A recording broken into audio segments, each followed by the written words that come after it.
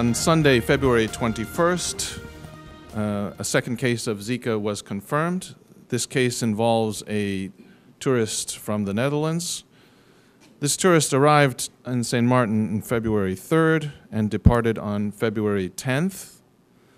The person was staying for vacation in the Don Beach Estates area, but has also traveled to a neighboring island for the day during that stay. It wasn't until February 13th, 3 days after arriving in the Netherlands, that the patient began exhibiting some symptoms, was tested, and was tested positive for Zika. Some details on the first case. This was a patient that was diagnosed by Dr. Buss on February 3rd. The person resides in the Saunders area. The Collective Preventive Services Department did visit the house of the person and did identify that there were a number of breeding sites around the house, including the lid from a toolbox that had mosquito larvae inside, 2 paint cans that had larvae inside, a styrofoam container in the yard, plastic plate with water with larvae inside, and 2 soda cans with larvae inside. So it does go to emphasize that the steps in terms of removing mosquito breeding grounds is critical, and it also indicates that somehow we're not getting our message out as clearly as possible, or at least that the public needs to take it a little bit more seriously.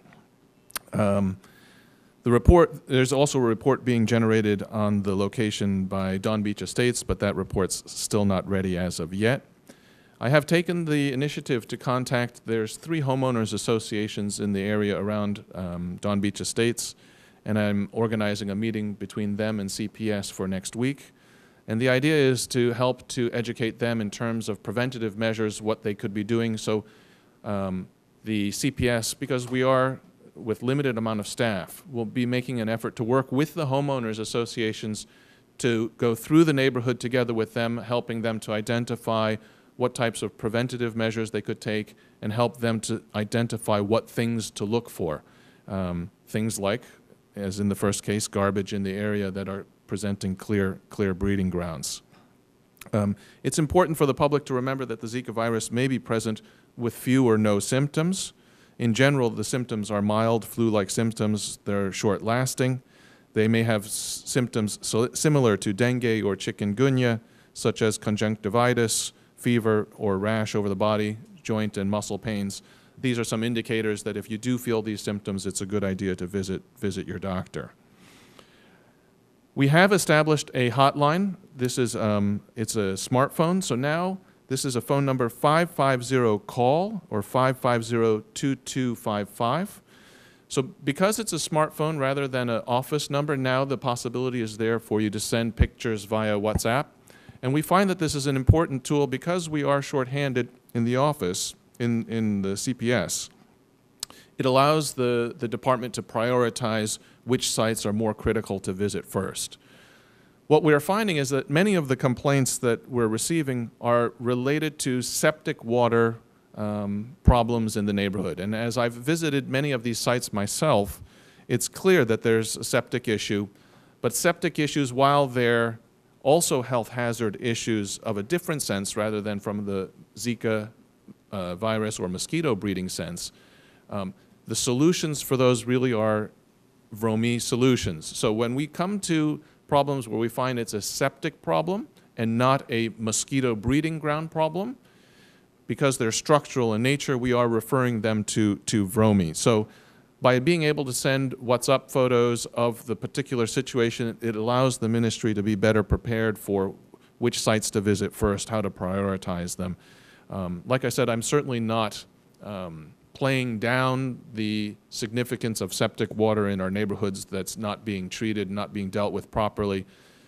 It's simply a different topic than the mosquito issue itself.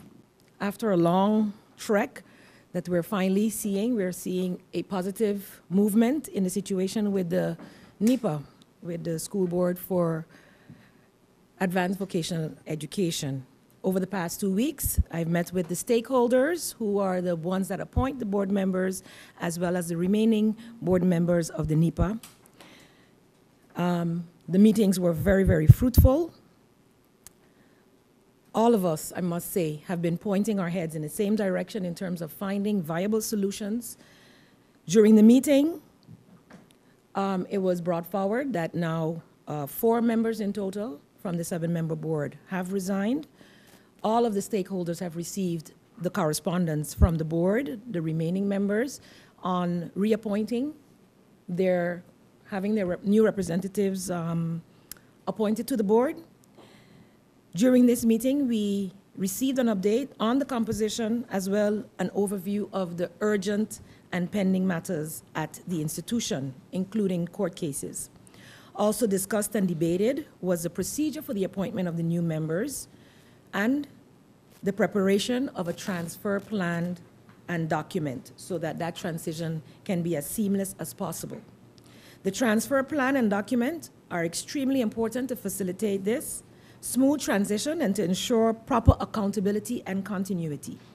This document should include, but not be limited to, an overview of all the procedures, policies, synopsis of all personnel matters, court cases, ongoing matters, and organogram of the institution, copies of all relevant and important documents, etc. The current members, furthermore, which is very, very important, expressed their willingness in a very positive manner to remain available to assist and guide the new members during the transition period.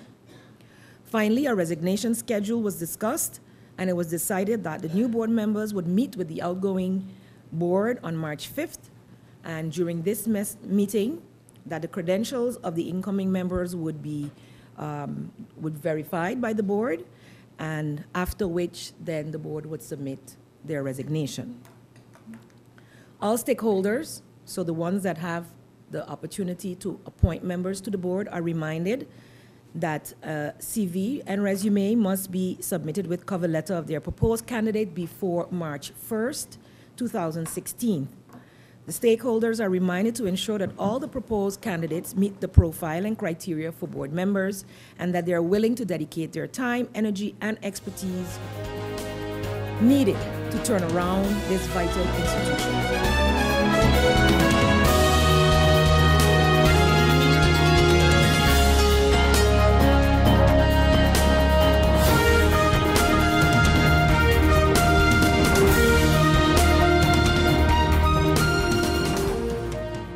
Bob, I see you got a new couch. Now you don't have anything else to worry about. Uh-oh, but don't worry about it. With your Be Sure home insurance, the contents of your home are all covered for free. Are you be sure? Be sure. Yeah, for free.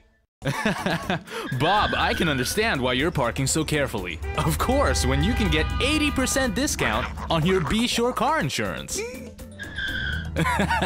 But that's overdoing it, Bob. Are you be sure? Be sure. Yeah! Here we go! This is freedom, this is life. Happiness is all I'm seeking. Carpe diem, I'm seizing every day, not just the weekend. Here's to all the good times that have come to last. Here's to living in the now. When you can afford what you crave, life just gets so good. Alive and I'm feeling good, so good, so good, so good. Hey, I'm gonna live my life, feeling good, so good, real good, so KFC, so good for everyone. GEBE has been faithfully serving the communities of St. Martin, powering your home and our economy. Come rain or shine, our qualified team of professionals are working hard 24 hours a day to provide you and your family with safe, reliable electricity and water. We use the latest technologies and test our products daily to maintain the highest international standards. Our friendly staff is always there to assist you, whether in person, over the phone, or online. We are committed to constantly improving our products and services, making them more efficient, effective, and environmentally friendly to serve you better today and our next generation of clients tomorrow. GEBE, powering a brighter future. Our friend Megawati is here with tips to save you energy. 1. Turn your airco temperature up. 2. Use a ceiling fan instead. 3. Buy energy-saving products. Save some green with NVGEBE.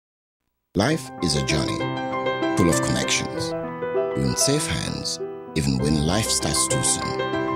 You don't have to miss a single beat. When a bad hair day makes you sad, just sharing can bring you joy and more to come. They take the plunge, turn fear into faith, while you capture those beautiful moments. In the game of life, it's family that counts. They'll be there even when you lose. We all have our moments of reflection and hope. And when you feel you're losing everything in life, we're there because there's more to come. When life starts too soon, you don't have to miss a single beat. We're here to connect you and share life. Telcel, when you want. Need a loan that's quick and easy. Island Finance. Up to 50,000 guineas real easy. Island Finance. For education, a renovation. That's no problem. Yes, it's true. That's not all. They're quick and friendly too. Island Finance. Appliances, vacations, even fix your car. You can depend on Island Finance.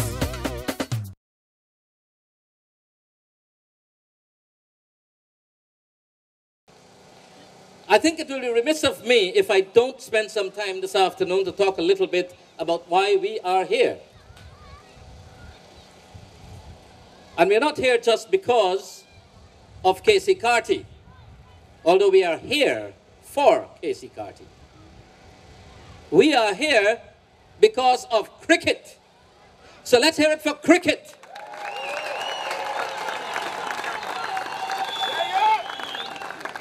Nothing would be possible. None of this would be possible.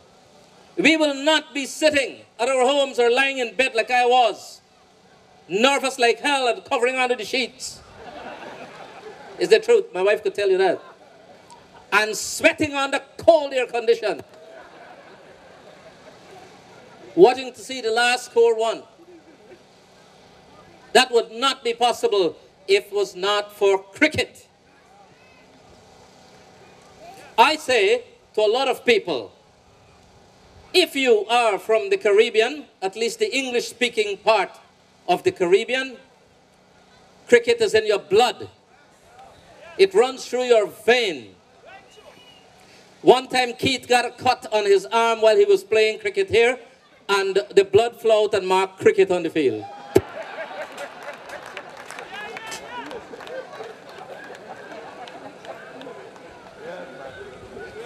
My friend Derek Holiday said that happened to him too, but I don't believe him.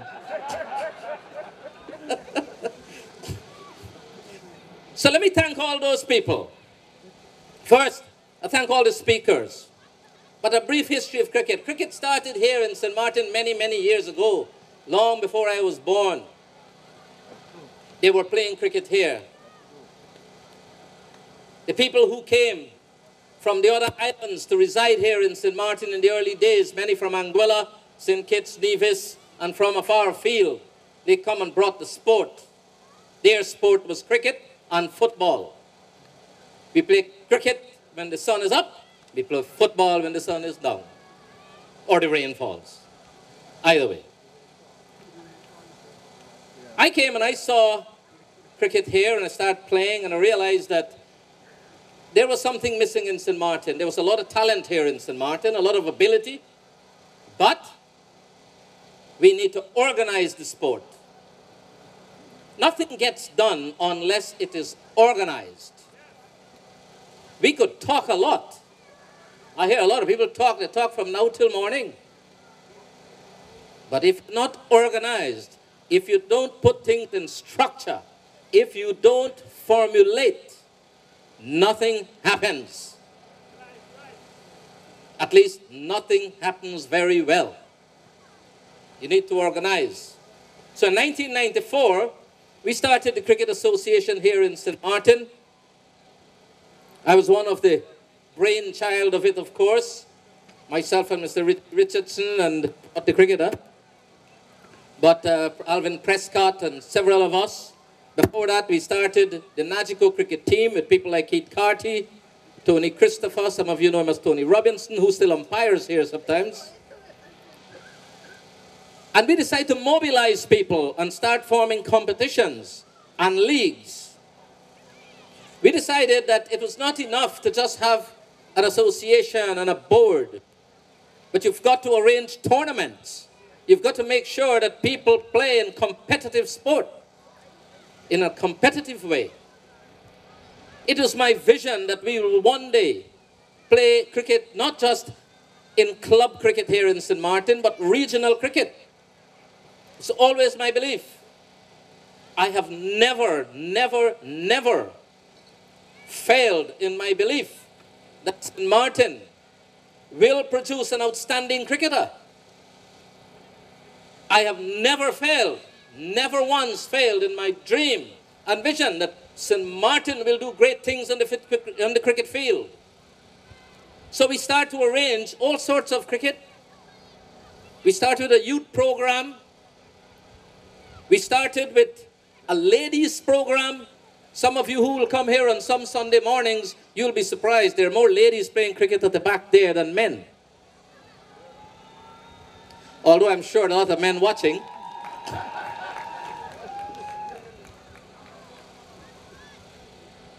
This game is a game, if you don't love this game, it's because you don't understand the rules. So some of you, I want to take this chance to tell you, if you want to know what this hullabaloo is all about, and what this cricket is all about, I want to encourage you, all of you, to try to learn a little bit of the rules of the game, and you would love it.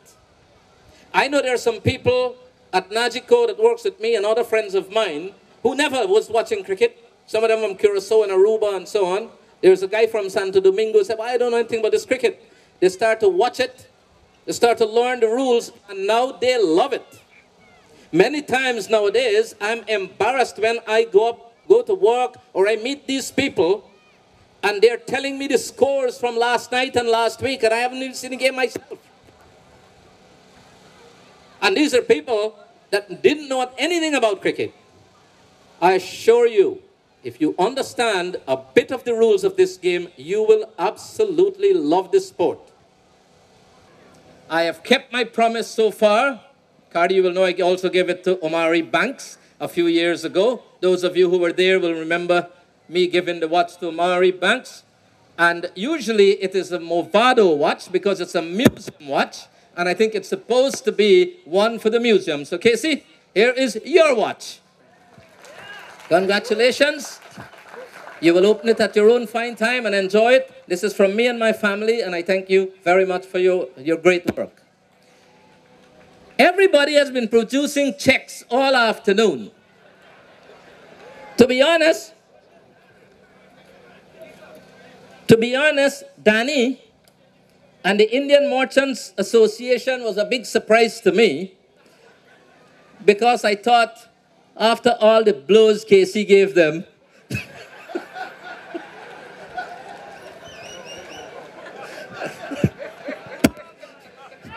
they're probably not going to come and give anything to this man. This is the man that caused the whole of India to bow. But I thank them very well. Anyway, I happen to know, before I came this afternoon, that the various government agencies, because Silveria whispered to me, was going to give 5,000 guilders each, and it was going to total 25,000 guilders. There was 5 of them. And I said that that is not good enough for me, because Casey Carty made 52 runs. And at least we should give him 52,000 guilders.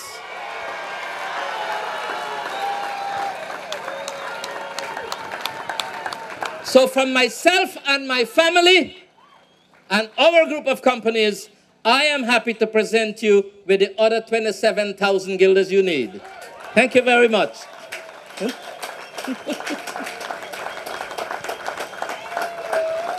I would like to thank everyone who has supported me, helped me, sponsored me, and me being here today. I could not have done it by myself, especially with the thanks from my mom and my dad. I forgot to start with the protocol has been achieved. I haven't really prepared any speech, but it's nice to see that the island has come out to support one of their own. I would like to advise all the kids that want to be professional at what they do. You really do need to listen and take in what people are telling you, because you think you know it, what you're doing is right, but you don't. You really don't. There's always experience to help you get to where you gotta get. The brainchild behind this, how you feel at the great feat that he's accomplished? Oh, feel so happy, Bevan. Very, very, very happy. You know, I always believed that we can produce a great star here from St. Martin. But to be honest, I know that we will produce a West Indies cricketer, but to produce a West Indies cricketer that win the Under-19 World Cup and was the man of the match, that's unbelievable. That I didn't expect. So you think this is going to put some new energy into cricket now on the island? I think so. I think that, as you can see, everybody knows that we need it. They know that cricket is here to stay and that we can do great things in the world stage with cricket. So yes, I'm expecting it to happen. Congratulations and thank you so much. Thank you very much, Bev. So how you feel at this great moment in your life? I'm very thankful for it. I want to thank all the people that support me. It's very nice to see the people from St. Martin came out to support me. Thank you again. Thank you. Mr. Carty, just tell me how you feel at this moment. Words can't explain. To be honest, I'm very, very happy. The reception so far at the airport and now today has been overwhelming. It shows that he's being loved by a wide community, a big community really, and I'm very happy for that. From a young child, did you see the talent coming up in him as he grew? Honestly, I saw it from a very early age. That's why I try and harness it as early as I could have. And it's nice today to see that it has paid off. Thank you so much and good luck. You're welcome.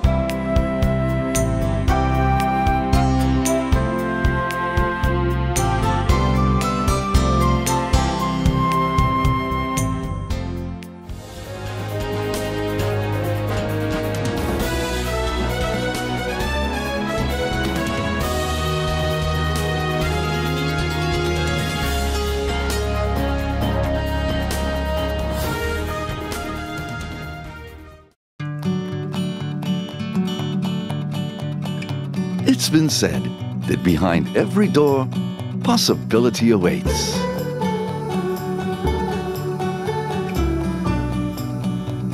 How much possibility depends on which door you open first.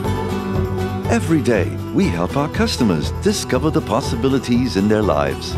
It all starts with a conversation. Scotiabank. Discover what's possible. In my opinion, everything is perfect and you would be great for the job. But I see here that there's a 2-year gap in your resume. What did you do? I was hospitalized for mental illness. Oh, mental illness? I've undergone treatment and I have a wonderful family that supports me. Well, that is good news. No, it's fine. I'm recovered. We'll contact you, okay? For a better understanding of mental health and what you can do to stop mental health stigma, please go to the Mental Health Foundation's website at www.mhf-sxm.com.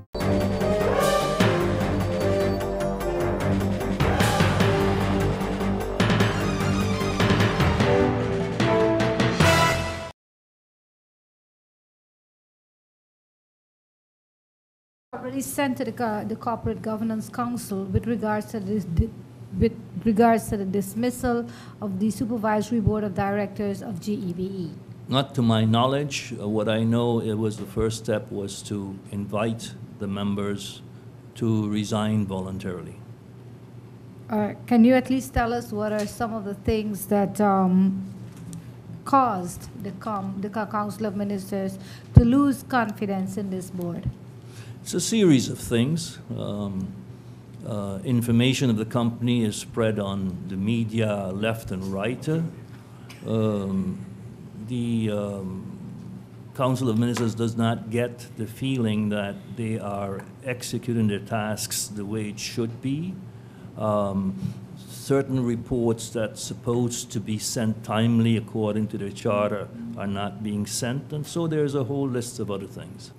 There was an agreement executed with Henniken's Regatta relative to what was going to be given to them as a contribution for 2015, which has not been given up to now. That concerns Regatta 2015, which is last year, March. We're now almost in March 2016. So that contribution was not given to them. That contribution now was presented to the Council of Ministers to be paid. That is for 2015.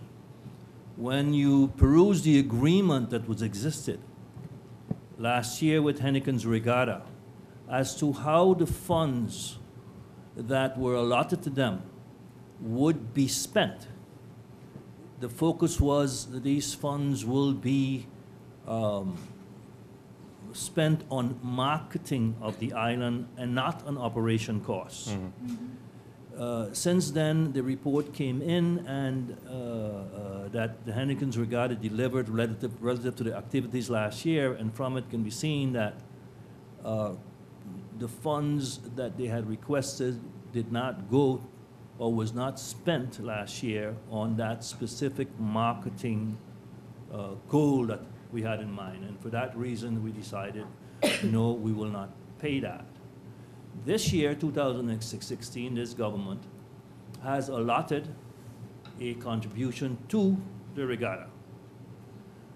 It is not the same amount as last year because of budgetary constraints. It's a little lower, and that will be paid once the necessary steps are taken to execute it.